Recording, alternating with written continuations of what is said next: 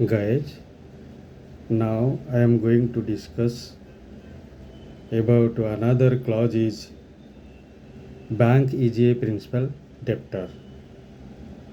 We'll explain meaning of bank is a principal debtor, example of this clause, or a risk bank risk of this clause, or what document do we need to process this transaction. If you have to add this clause in guarantee text, what document do we need? तो detail में इस पे explain करूँगा, 4 point में इसमें बात करूँगा। पहला मीनिंग है principal debtor. Bank is a principal debtor. Bank is a principal debtor meaning the bank is primarily obligated to fulfill the debt or unconditional claim or unconditional demand of the beneficiary. That is called bank is a principal debtor. वो बोल रहा है अगर beneficiary ने unconditional claim की unconditional demand करेगा, bank primarily पहले payment कर देगा। तो वो डिपेंडेंट रहेगा नहीं कि एप्लीकेंट देगा मैं पेमेंट करूँगा, पहले डिमांड जैसे आएगा ऐसे वो पेमेंट करेगा। इस पे बेनिफिशियरी बोलता है मेरा एप्लीकेंट का कोई लेना देना नहीं है, मैं आपके साथ रिलेशन है, मैं जैसे डिमांड दूंगा अनकंडीशनल क्लेम रेज करूँगा, आप मुझे पेमेंट कर देना।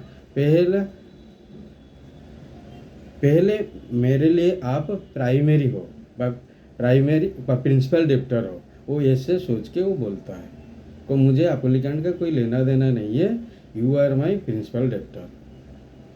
तो इसको एग्जाम्पल से हम कैसे उसको एक्सप्लेन करते हैं। ये है एप्लीकेंट,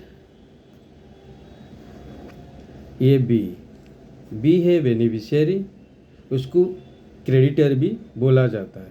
ये है इशूइंग बैंक IB, उसको प्रिंसिपल डेप्टर बोलेंगे क्योंकि इसी क्लॉज का है bank is a principal debtor. The issuing bank ये होगा प्रिंसिपल डेप्टर। तो हमने क्या किया था डेफिनेशन में, जैसे डिमांड आएगा ऐसे हम पेमेंट करेंगे, हम एप्लीकेंट ऊपर डिपेंडेंट नहीं रहेंगे कि वो पेमेंट देगा फिर मैं उसको पेमेंट करूँगा, ऐसा नहीं है। जैसे डिमांड आएगा ऐसे हम लोग पेमेंट करेंगे। इस पे पहला पॉइंट में, पॉइंट नंबर 1 में बेनिफिशियरी ने अनकंडीशनल क्लेम उसने रेज कर दिया। बैंक क्या करेगा, गारंटर क्या करेगा, ये तुरंत पेमेंट कर देगा। ये पॉइंट नंबर 2 में इसका क्लॉज इसीलिए एप्लीकेबल है। तो उसमें रिस्क क्या है, बैंक का रिस्क ये है फास्ट पेमेंट हो जाता है, बाद में वो रिकवरी करेगा एप्लीकेंट से। तो इस पे रिस्क की पहले पैसा चला जाता है हाथ से, वही बाद में रिकवरी होगा नहीं होगा that is the separate thing. यहाँ से बैंक का रिस्क क्या हो गया, डिमांड आया पेमेंट कर दिया, बस यहाँ तक। इसीलिए वो क्लॉज रिस्क है, पहले पैसा चला जाता है, हाथ से पैसा जा रहा है, मिलेगा नहीं मिलेगा वो तो बात की बात है, बट पहले तो पैसा जा रहा है, इसीलिए वो क्लॉज रिस्क में आता है। इसमें ऑनर्स ऑफ क्लॉजेस में ये चीज़ आता है। अगर ये क्लॉज हम टेक्स्ट में ऐड करेंगे तो ये डॉक्यूमेंट क्या क्या चाहिए। पहला चीज़ अप्रूवल चाहिए। ये approval as per internal guideline of the bank, वो में भी क्रेडिट हो सकता है, बिजनेस हो सकता है, और depends upon guideline of the bank. और indemnity from customer for specific clauses. Another undertaking is required from the applicant for a specific clauses. तो वही क्लॉजेस को लेके हम अंडरटेकिंग और इंडेमनिटी और अप्रूवल रिक्वायर्ड होता है प्रोसेस के लिए।